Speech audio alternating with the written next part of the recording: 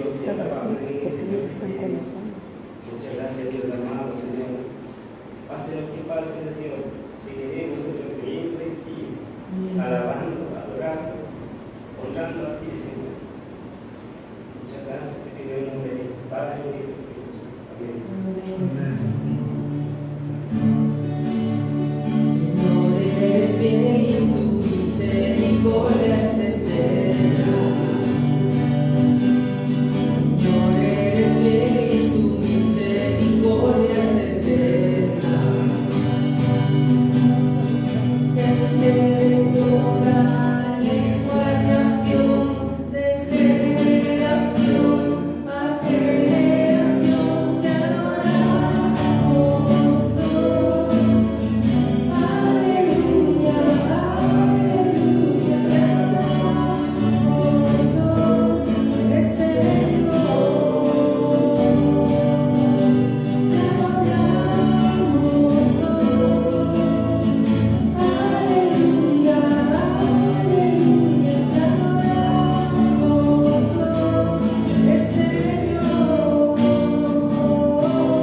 Eres fiel, Señor, eres fiel y tu misericordia es eterna.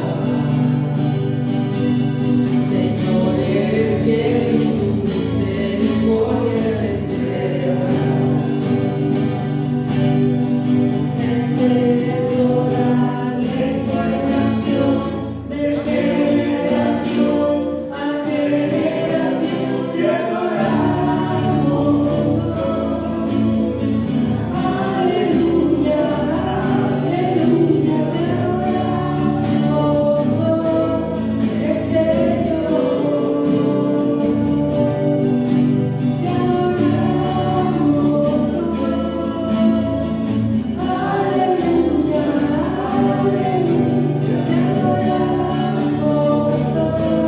eres Señor.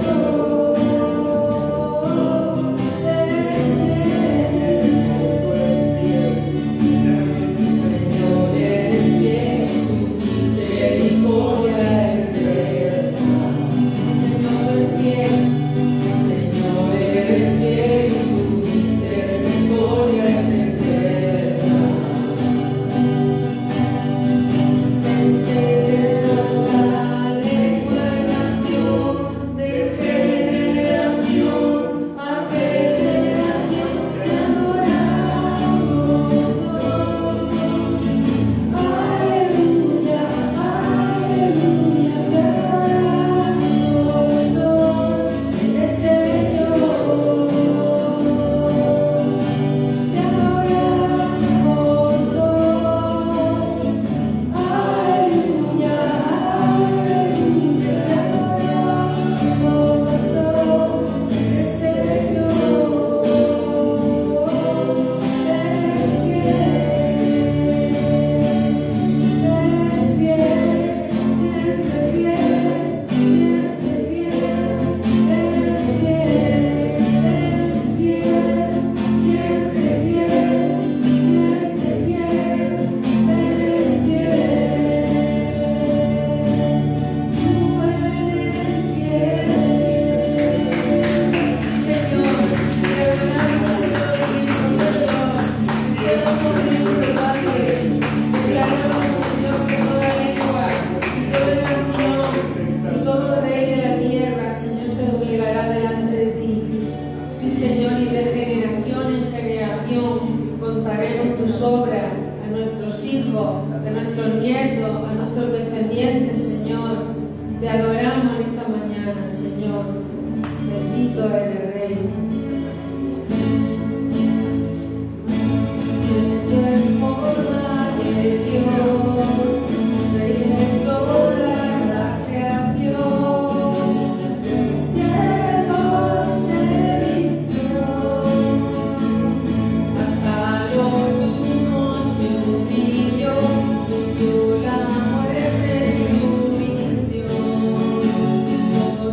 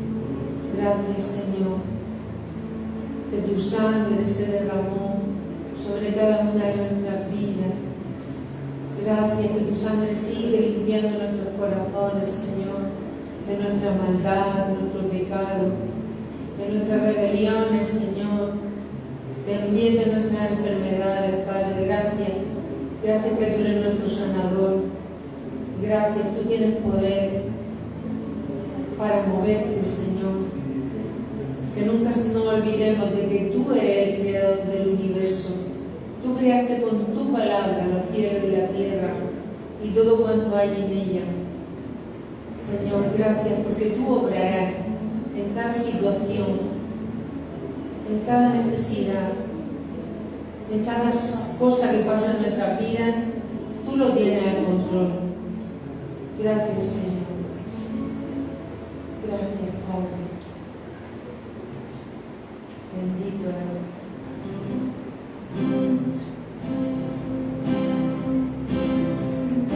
Mis ojos no pueden ver, te puedo sentir, sé que estás aquí, aunque mis manos no pueden tocar tu rostro, Señor, sé que estás aquí.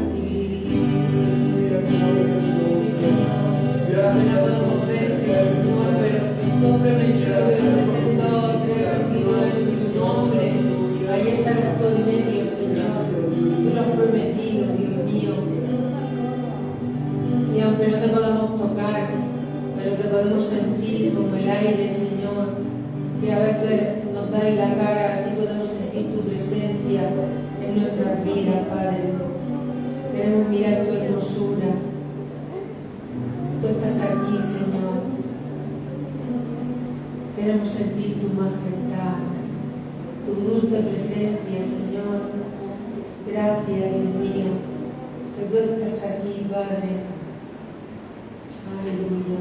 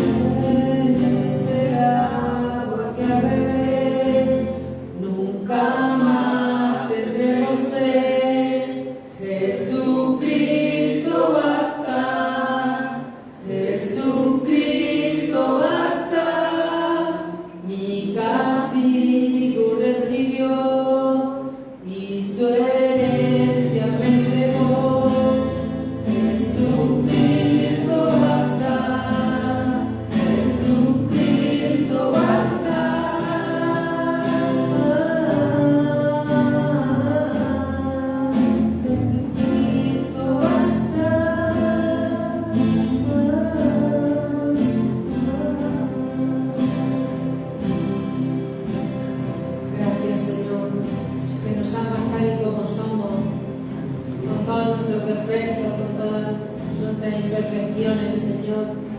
Gracias, Padre, porque tú nos amas con amor eterno. Gracias porque tú prolongas tu misericordia.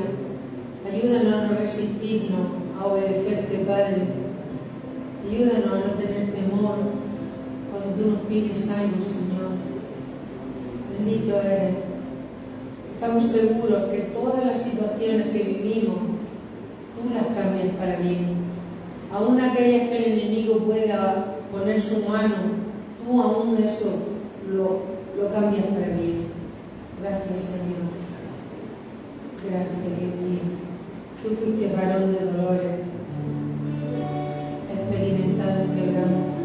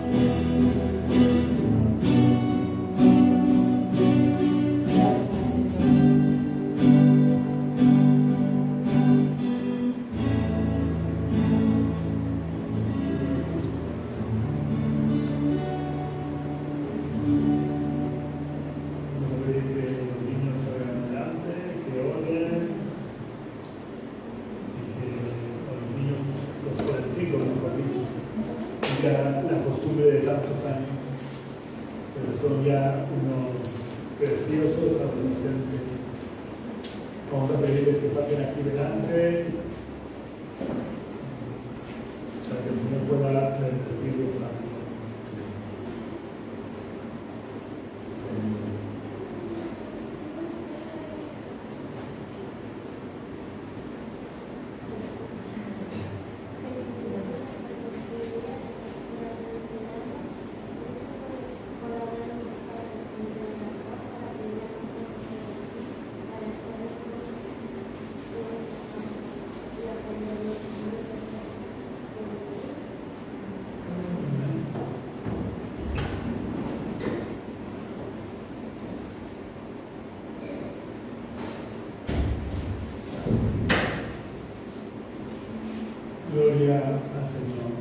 vamos a orar para que Dios bendiga su palabra y que Dios pueda ungir su palabra para hablarnos a cada uno de nosotros.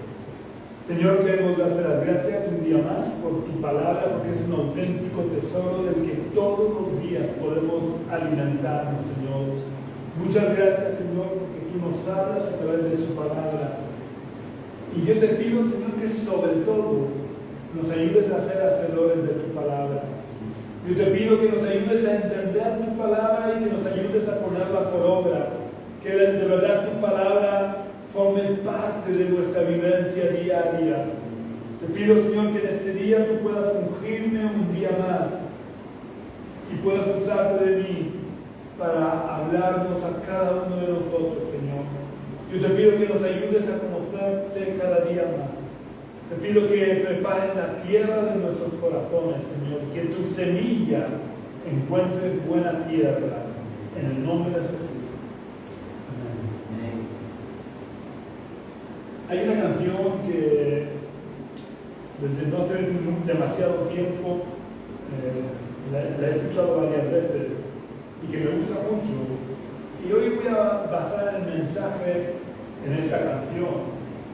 Y antes que penséis que me vuelvo un hereje por basar el mensaje en una canción y no en la palabra, pues estad tranquilos que iremos una y otra vez a la palabra.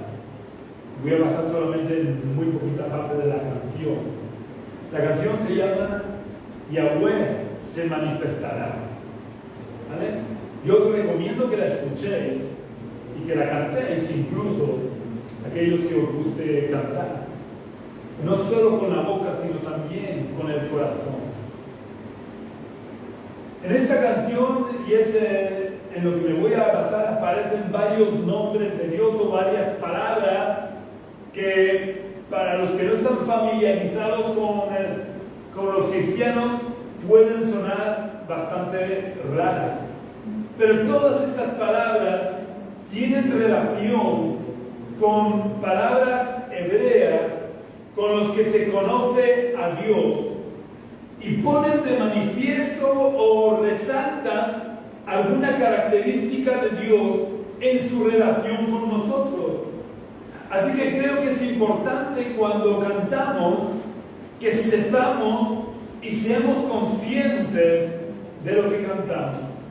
Así que vamos a repasar el significado. Yo sé que muchos cristianos sabéis lo que quieren decir, pero como en internet nos puede escuchar gente que no es cristiana, pues quiero aclarar y quiero hablar sobre el significado de estos nombres de Dios, para que seamos un poquito más conscientes de la relación que Dios quiere tener con nosotros. El primero y más conocido es el nombre de Yahweh, que es como los católicos dicen Yahvé, o nosotros los evangélicos decimos Jehová. Es el mismo nombre, a pesar de que, por ejemplo, la secta de los testigos de Jehová enfaticen en que el nombre de Dios es Jehová, pues ya veremos que no es exactamente así. A Dios se le conoce en el Antiguo Testamento como Yahweh, porque la palabra hebrea con la que Dios se da a conocer no tiene vocales, o no se escriben las vocales, ¿vale? Entonces tenemos que atenernos realmente a la pronunciación que el pueblo de Dios, el pueblo de Israel, da al pronunciar el nombre, aunque como veremos es muy raro que podamos escuchar a un israelita nombrar a Dios. El primer lugar en el que Dios se da a conocer con ese nombre es cuando Dios se aparece a Moisés en la zarza, ¿vale? Antes de ese momento, Dios nunca había revelado su nombre. Y a Dios se le conoce de otra manera. Antes de Moisés, se le conoce a Dios como el Dios de los antepasados de Moisés. Es decir,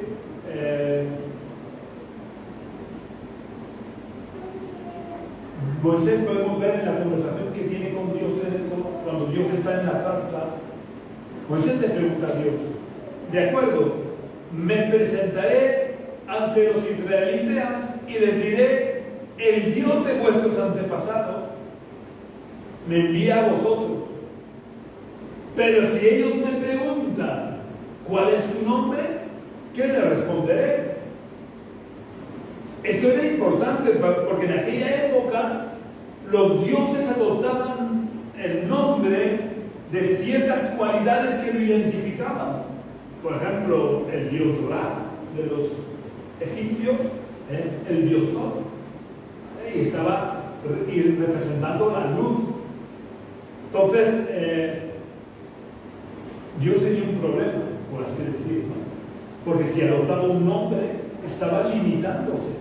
Él, que es eterno y limitado, si daba un nombre concreto, definido, para identificarlo, pues estaba autolimitándose, y Dios no podía hacer eso. Entonces, la respuesta que Dios le da a Moisés es un tanto extraña para nosotros, porque la respuesta que Dios le da es: soy el que soy. Y añadió: esto responderás a los israelitas. Esto es respecto a la pregunta que Moisés le hace de si le preguntan por tu nombre, ¿qué le responderé? Entonces Dios le dice: le responderás a los israelitas, yo soy, me envía a vosotros. En hebreo, como os decía, no se escriben las vocales. Así que cuando Moisés transcribe esta conversación que él ha tenido con Dios, dice que Dios le responde que YHWH lo envía. Y ese tetragrama es lo que para el pueblo judío es Yahweh, o dicho por los católicos Yahvé, dicho más castellanizado es Yahvé, como lo usan los católicos. Pero también es Jehová el nombre que nosotros decimos. ¿Vale? ¿Y por qué esa diferencia? Y por eso digo que cuando los testigos de Jehová enfatizan que el nombre de Dios es Jehová, están en un grave error. Porque la forma en que los judíos nombran a Dios, si es que lo nombran, como ya veremos, es Yahweh o Yahvé castellanizado. No Jehová. Jehová viene de un error que cometieron siglos después. Porque los escribas, cuando tenían que hacer una copia de los manuscritos, como el nombre de Yahvé era sagrado, porque sabéis que Dios dice que no tomarás el nombre de tu Dios en vano, entonces ellos tenían toda una ceremonia cada vez que aparecía el tetragrama YHWH, tenían que limpiar todos los utensilios, tenían que ducharse, y si lo ponía 5 veces en un versículo, 5 veces repetían toda la ceremonia. Cuando un lector cogía el texto y se ponía a leer, sabía que ese nombre no lo podía pronunciar. Entonces, en vez de pronunciar el nombre, decían Adonai. Que Adonai, como veremos también más adelante, significa Señor. Entonces los escribas lo que empezaron a hacer para que no hubieran errores para las personas que lo leían, como estaban las consonantes de Yahvé, que es YHWH, entre medio ponían las vocales de la palabra hebrea Adonai. Entonces, la persona cuando llegaba ese nombre y veía las vocales Adonai, sabía que tenía que leer Adonai en vez de Yahvé, para no cometer el pecado de tomar el nombre de Dios en vano. Entonces, daros cuenta, esos escritos en los que tenían las consonantes Y, H, W, H y las vocales de Adonai, todas juntas, las vocales las ponían en pequeñito arriba de la palabra YHWH, pues siglos después encuentran tinajas con manuscritos y ven eso. Y claro, esas personas que le encontraron los escritos no sabían esa dualidad en esa palabra, que realmente habían dos palabras ahí. Y empezaron a leer las consonantes Y, H, W, H con las vocales de Adonai. Y de ahí proviene la palabra Jehová. ¿Vale? Luego, cuando nosotros decimos Jehová, realmente estamos diciendo dos palabras a la vez.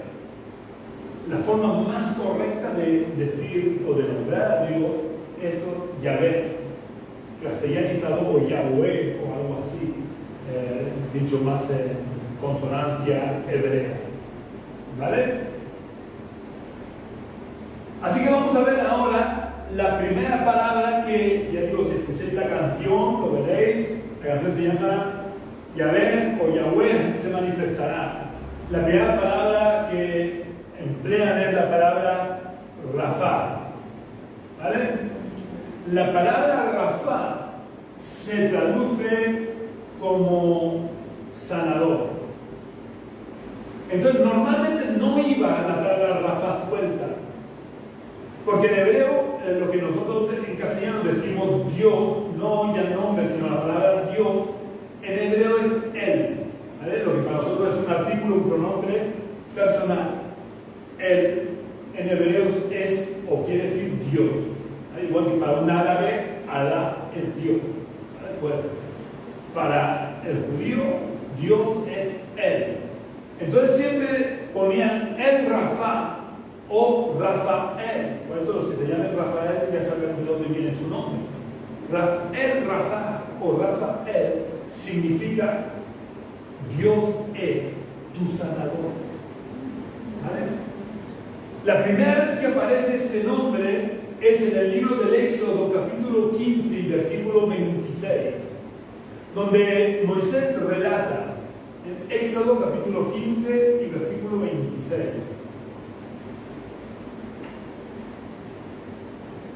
Les dijo: si escuchas atentamente la voz de Jehová tu Dios y haces lo recto delante de sus ojos, das oído a sus mandamientos y guardas todos sus estatutos, ninguna enfermedad de las que envié sobre los egipcios traeré sobre ti, porque yo soy Jehová, tu sanador.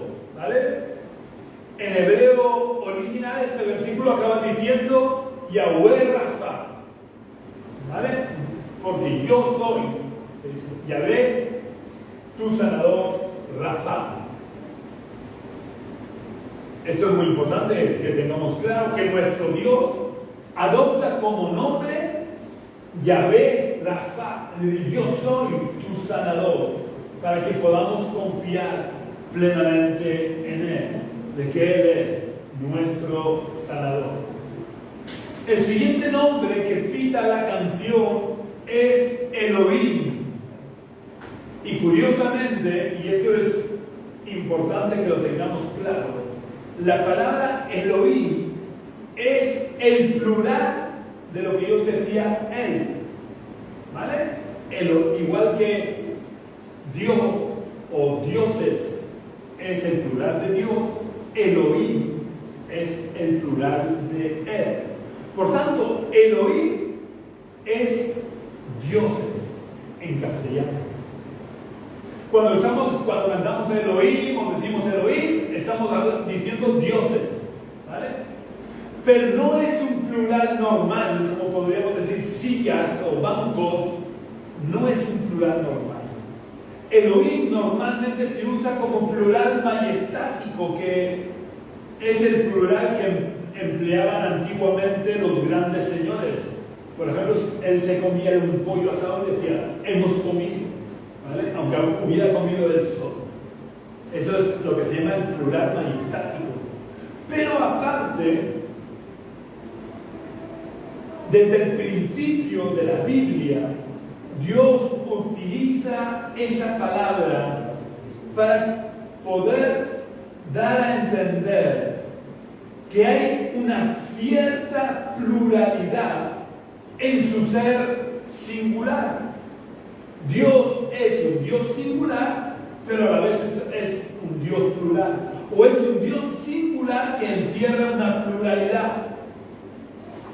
Dios se ha revelado a la humanidad a través de todo un proceso. Por eso decimos que la revelación de Dios es progresiva, porque cada vez ha ido dándose a conocer de forma que lo pudiéramos conocer mejor. ¿Vale? Abraham no conoció a Dios tan bien como lo conocieron los apóstoles. ¿Vale? Porque los apóstoles convivieron con la encarnación de Dios, con la imagen visible del Dios invisible. Dios a lo largo de toda la historia se ha ido revelando de forma cada vez mayor para que fuéramos pudiéndolo conocer mejor. Entonces Él desde el principio ya deja vislumbrar que hay cierta pluralidad en su ser único. Y esa pluralidad es lo que en su revelación progresiva nos damos cuenta que Dios es un Dios trino. ¿Vale? Y es curioso como la primera vez que en la Biblia se nombra a Dios, emplea la palabra Elohim. Y es en el primer versículo de la Biblia. En el primer versículo de la Biblia ya Dios se está revelando como un ser único, pero a la vez plural. ¿Por qué? Pues porque si leemos Génesis capítulo 1, versículo 1, dice, y leo textualmente, dice, en el principio creó Elohim los cielos y la tierra. Si yo traduzco la palabra Elohim al castellano literalmente, lo que dice es, en el principio creó dioses los cielos y la tierra. Es decir, el sujeto está en plural, dando a entender que hay una pluralidad personal en el sujeto, en el ser sujeto, hay una pluralidad personal, porque dice dioses. Sin embargo, el verbo está en singular, y en hebreo hay la misma regla que en castellano de que el verbo tiene que concordar en género y número con el sujeto. Luego esto no es un error gramatical, esto es algo que Dios hace de forma clara, nítida, para ya desde el primer versículo de la Biblia darse a conocer como un Dios singular, que a la vez esa singularidad contiene una pluralidad personal. ¿Y por qué dice que dioses creó los cielos y la tierra? Porque tanto Padre como Hijo y como el Espíritu Santo intervienen de manera directa en la creación de todo. En este momento no se puede saber, o Dios no deja claro que sea una Trinidad. Solo deja claro que en el ser divino único hay una pluralidad de personas.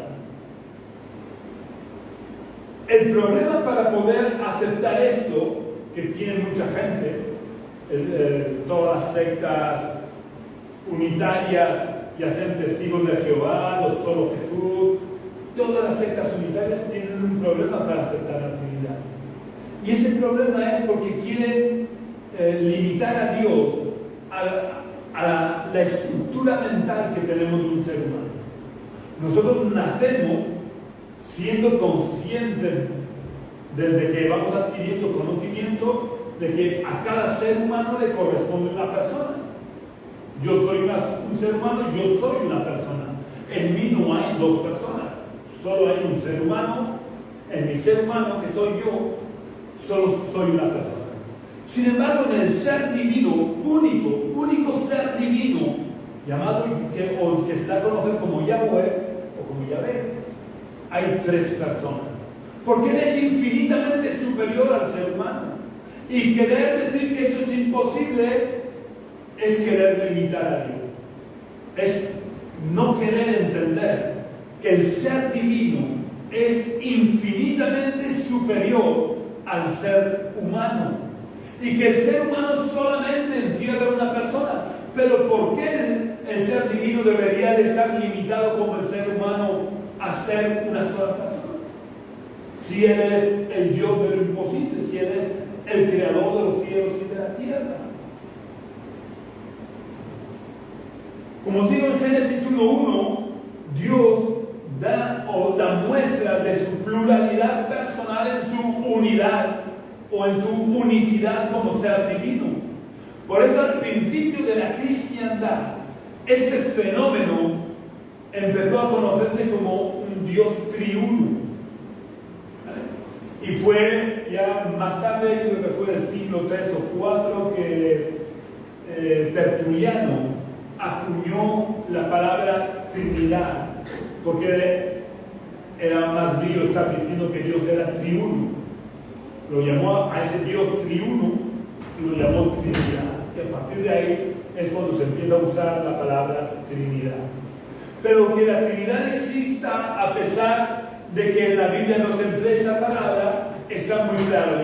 Ya os digo, desde el primer versículo de la Biblia, Dios manifiesta su pluralidad personal.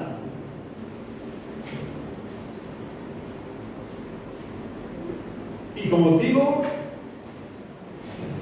Génesis 1:1 dice que Dios creó los cielos y la tierra porque la Trinidad estuvo implicada en la creación. Podríamos decir, y esto es una forma de hablar, no vaya yo diciendo que yo he dicho esto, no es literal, pero una forma de hablar para que podamos entenderlo mejor. La Trinidad interviene en la creación, siendo Dios Padre el arquitecto que diseña la creación. Jesús es el maestro de obras que lleva a cabo la creación. Y el Espíritu Santo fue el decorador o embellecedor de la obra de la creación. Que el Padre sea el arquitecto, diseñador de la creación, creo que no hay duda de que Dios, el Padre, intervino en la creación. Así que vamos a ver cómo o por qué digo que el Hijo es el maestro de obras que llevó a cabo la creación. Para eso tenemos que darnos cuenta de qué manera dice la Biblia que Dios creó. Si nos damos cuenta, os voy a leer 2 versículos como ejemplo, pero podéis leer todo el capítulo 1 de Génesis y os dais cuenta como siempre Dios crea de la misma manera. Entonces, en el versículo 3 dice, dijo Dios, sea la luz, y fue la luz. Y el versículo 6 dice, luego dijo Dios, hay un firmamento en medio de las aguas para que separe las aguas de las aguas. Ya digo, si leyéramos toda la creación nos daríamos cuenta como siempre Dios crea de la misma manera. ¿Y cómo crea Dios? Hablando. Dios crea, daros cuenta que no hay nada. Y Él habla y lo que Él dice aparece. Ahora vamos a leer lo que dice el apóstol Juan en los 3 primeros versículos de su libro, del Evangelio de Juan. Juan capítulo 1, versículos 1 al 3.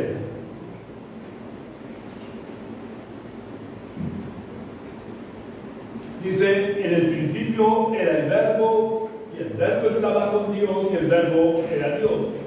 Este estaba en el principio con Dios. Todas las cosas por medio de Él fueron hechas, y sin Él nada de lo que ha sido hecho fue hecho. Dependiendo de la traducción, dicen el Verbo o la palabra, ¿vale? Quizás es más comprensible si en vez de verbo pone palabra, porque la palabra griega que Juan emplea es logos, el logos, es decir, en el principio era el logos estaba con Dios y el logos era Dios. Este estaba en el principio con Dios y todas las cosas por medio de Él fueron hechas. El logos es la palabra de Dios, ¿vale? En general, logos Se sigue empleando en Grecia esa palabra, logos es palabra, ¿vale? Se traduce por palabra. Bueno, pues un poquito más adelante en el versículo 14 Juan dice: y el logo, o el verbo, o la palabra, se hizo carne y habitó entre nosotros lleno de gracia y de verdad. Y vimos su gloria como del unigénito del Padre. Luego, ¿a qué se está refiriendo o a quién se está refiriendo Juan cuando habla del logos de Dios, o de la palabra de Dios, o del verbo de Dios? ¿A quién se está refiriendo según el versículo 14? Claramente a Jesús, porque dice que la palabra se hizo carne y habitó entre nosotros. ¿Vale? Entonces, por un lado hemos visto de la manera en que Dios crea. Dios crea por medio de su palabra, hablando. Y ahora Juan nos dice que la palabra se hizo carne.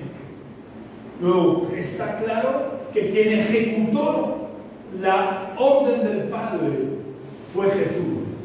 Fue quien hizo la obra de la creación. Por eso, unos versículos antes, Juan había dicho que todas las cosas por medio de Él fueron hechas. Y sin Él, nada de lo que ha sido hecho fue hecho. Ahora vamos a ver cómo el Espíritu Santo también intervino en la creación. Como la obra creadora no se limitó al Padre y al Hijo, sino que el Espíritu Santo también interviene, embelleciendo o decorando la creación. Daros cuenta que normalmente las personas que se dedican laboralmente a ser decoradores suelen ser personas con sensibilidad, porque yo que no tengo mucha sensibilidad para el arte y todo esto, en vez de decorar podría estropear un decorado o lo que fuera. Para ser decorador hace falta tener cierta sensibilidad.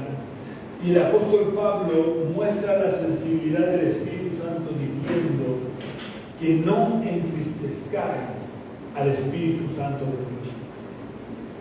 No dice que no entristezcamos al Padre, ni dice que no entristezcamos al Hijo. Solamente en todo el Nuevo Testamento dice que no entristezcamos al Espíritu Santo de Dios. Porque el Espíritu Santo, no sé si se puede decir, pero es de la Trinidad el más sencillo. Pues en Job capítulo 33 versículo 4 dice, Job 33, 4 dice: el Espíritu de Dios me hizo y el soplo del Omnipotente me dio vida. Vemos como claramente dice: el Espíritu de Dios me hizo. El Espíritu Santo, o Espíritu de Dios, o Espíritu de Jehová, intervino en la creación de una manera directa también, porque dice que el Espíritu de Dios me hizo. Pero si leemos en el versículo 26, perdón, en el capítulo 26, versículo 13 de Job también, Job 26, 13, dice, hablando de Dios: su espíritu adorna los cielos, su mano traspasó a la serpiente tortuosa. ¿Vale? El Espíritu de Dios adorna los cielos. Él fue el encargado de darle los últimos detalles a la creación. De esta manera vemos como el Dios que se revela en el primer versículo de la Biblia como Elohim. Conforme vamos avanzando en la revelación, va desvelando el por qué es Elohim. Porque aun siendo un solo Dios, y no estamos hablando de tres dioses, esto es algo que debe de quedar claro, porque casi siempre los que no aceptan la Trinidad nos acusan de ser idólatras porque dicen que tenemos tres dioses. No tenemos tres dioses. Es un solo Dios llamado Yahvé, o Jehová, pero que Él mismo se presenta como Elohim, como Dios. ¿Vale? Y a lo largo de toda la revelación podemos ver cómo ese Elohim hace referencia a que Él es un Dios trino. El siguiente nombre que utiliza la canción Yahvé se manifestará es Shaddai. Aunque normalmente este nombre va precedido, al igual que Rafa, por él, ya digo que no es un artículo, sino que es la palabra Dios. Normalmente siempre en los escritos pone El Shaddai. El Shaddai significa Dios omnipotente o Dios todopoderoso. Este nombre es con el que se conocía a Dios antes de que Dios revelara a Moisés su nombre. Es decir, cuando Dios se presentaba a alguien, como cuando hablaba con Abraham, o con Enoc, o con Noé, Dios no se revelaba como Jehová. Dios se revelaba como El Shaddai, el Dios todopoderoso, el Dios omnipotente. Esto podemos verlo en el libro del Éxodo, capítulo 6 y versículo 3.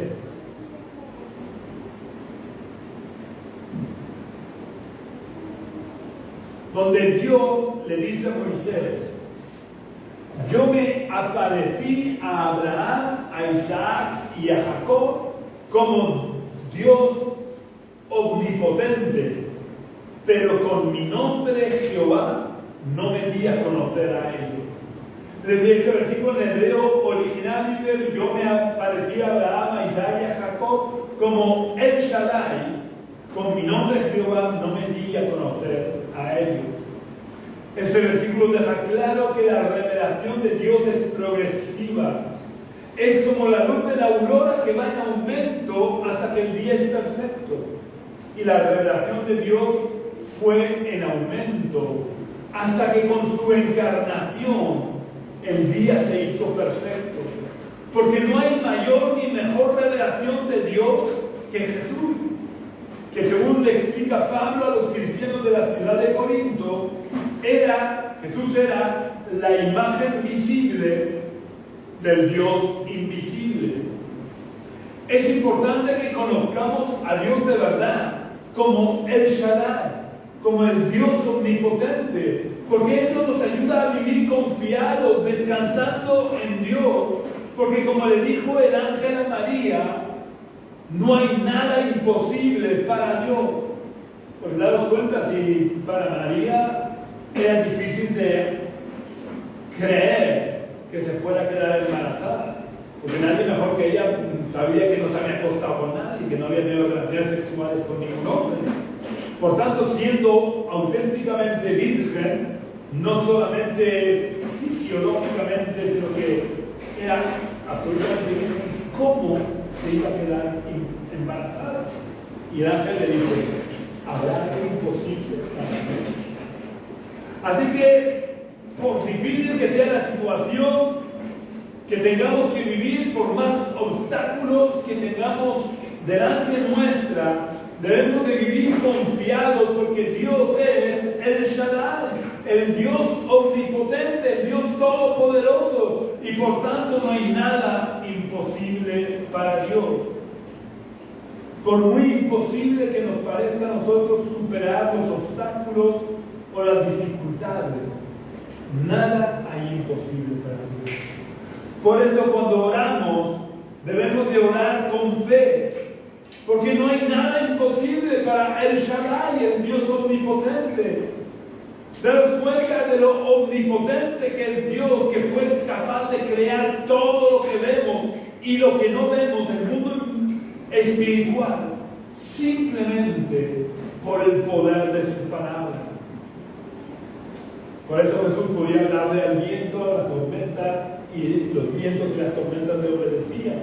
O podía hablarle a una enfermedad y la enfermedad le obedecía. O podía hablarle a un muerto y el muerto resucitaba.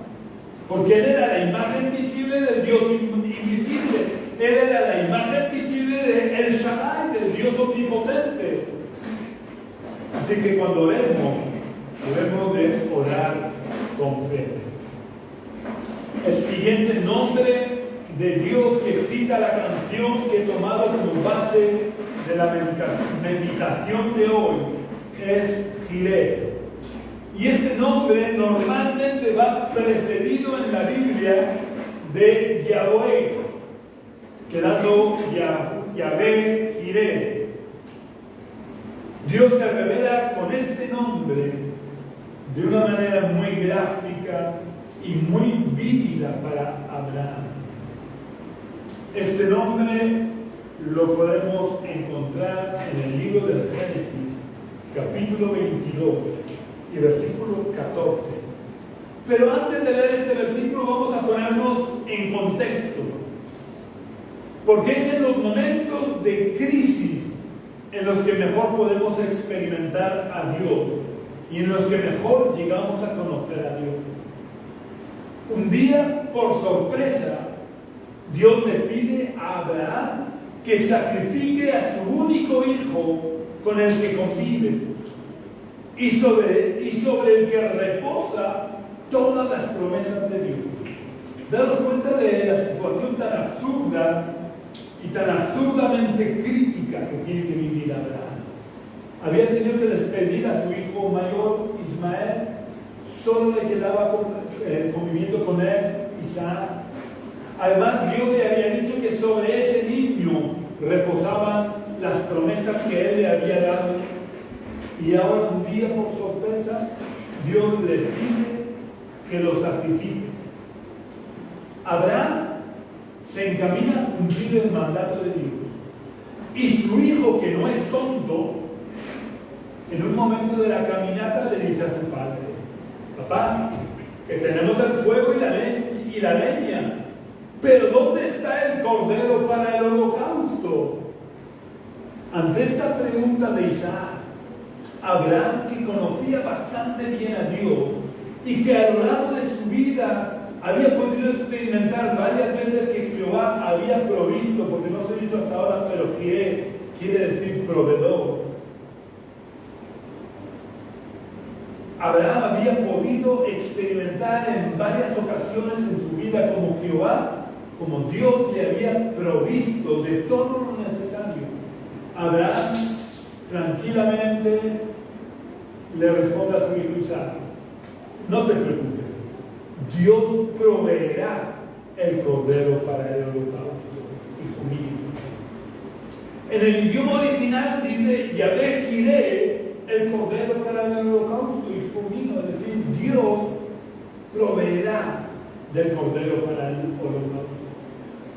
La fe de Abraham, que le llevó a cumplir, o mejor dicho, a estar dispuesto a cumplir la petición de Dios, aunque fuera absurda, fue el hecho de que Abraham conocía a Dios como Yahvé Jireh. Pero el momento cumbre en el que Abraham pudo experimentar en su relación con Dios que Dios era Jehová Jireh o Yahvé Jireh fue el momento del sacrificio. Cuando Dios le dice: no extiendas tu mano sobre el muchacho ni le hagas nada, pues ya sé que temes a Dios, por cuanto no me rehusaste a tu hijo, tu único hijo.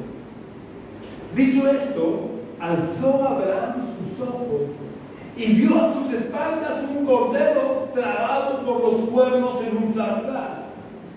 Fue Abraham, tomó el carnero y lo ofreció en holocausto en lugar de su hijo. Si Abraham a lo largo de su vida había experimentado a Dios como Yahvé Jireh, nada como en este momento en el que, no teniendo nada para ofrecer a Dios más que a su hijo, Dios le proveyó de un carnero para que lo sacrificara en lugar de su hijo. Y tal fue el impacto que experimentó Abraham por esta experiencia que le marcó para todo el resto de su vida, pudiendo confiar de una manera mucho más real y vívida en que Dios era su proveedor. Así que vamos a leer el versículo que os he dicho que íbamos a leer, Génesis 22:14, donde se nos relata: y llamó a Abraham a aquel lugar Jehová proveerá. Por tanto se dice hoy, en el monte de Jehová será provisto. En este versículo, en el original hebreo, dice: y llamó a Abraham a aquel lugar Yahweh Jireh. Por tanto se dice hoy, en el monte de Jehová será provisto. Así que cuando estemos en medio de una crisis en la que necesitemos algo, sea lo que sea, que sabemos que no podemos alcanzarlo por nuestros medios, tenemos que confiar en Dios.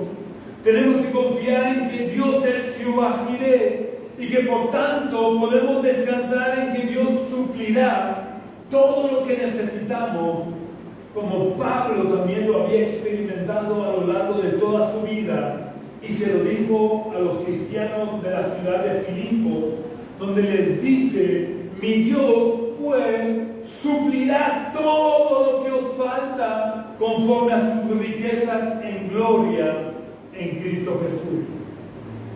Ahora vamos a ver el último de los nombres usados para nombrar a Dios, que está en la letra de la canción.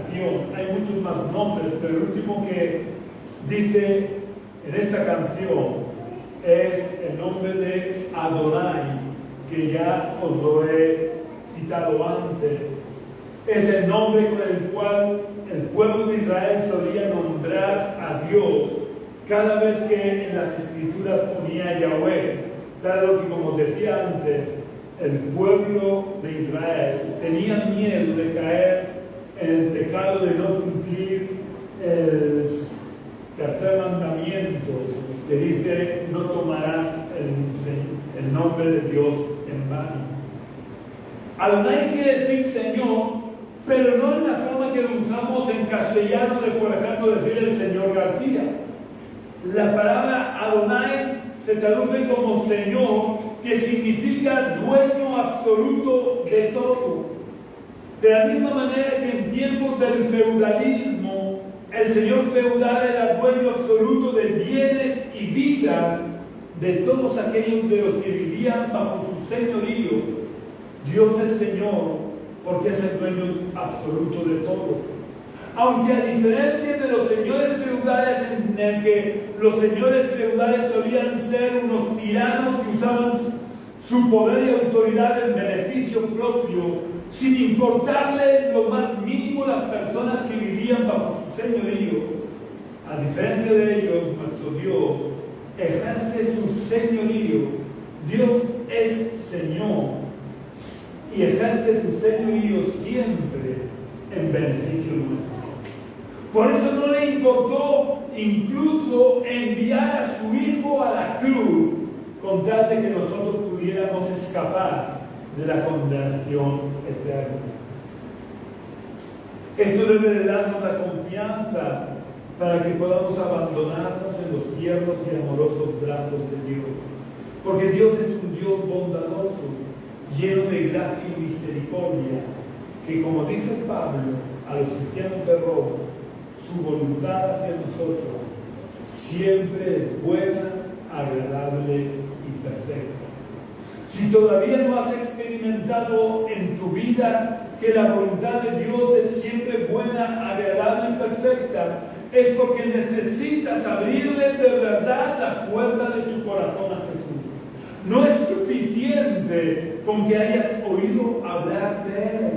Si quieres experimentar a Jesús como el Rafa o el Shaddai o como Jehová Jireh o como Adonai, necesitas abrirle la puerta de tu corazón para que Él pueda tomar el control de tu vida. Si quieres hacerlo en este momento, si en este momento quieres abrirle la puerta de tu corazón, vamos a orar y te invito a que repitas la oración que voy a hacer. Señor Jesús, yo quiero abrirte la puerta de mi corazón para que entres en mi corazón. Yo quiero conocerte como Jehová Rafa, o como Jehová el Shaddai, o como Jehová Jireh, o como Adonai. Yo quiero poder descansar en ti porque tú eres mi sanador, porque tú seas mi proveedor, porque tú seas el Dios omnipotente en mi vida. Te entrego mi corazón y te pido que tú perdones mis pecados.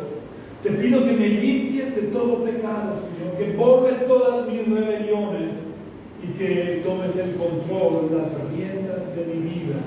En el nombre de Jesús. Amén. Si has hecho esta oración, te invito a que busques una iglesia y que te unas a ella. No una iglesia cualquiera, no una iglesia donde se sigan tradiciones humanas, sino una iglesia donde se predique el Evangelio, donde se viva de verdad el Evangelio. Un abrazo muy fuerte. Quiero decirte que si quieres visitarnos, puedes venir a la calle Guido Júcar, número 19, bajo del barrio de los Dolores de Cartagena, los domingos a las 11 de la mañana. Aunque el domingo próximo no vamos a tener reunión presencial, si quieres, nosotros nos uniremos a la iglesia del puerto de Sagunto.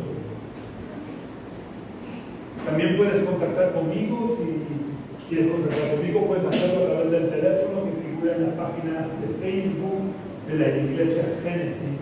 O puedes mirar nuestra web, es iglesiagenesis.jindofree.com.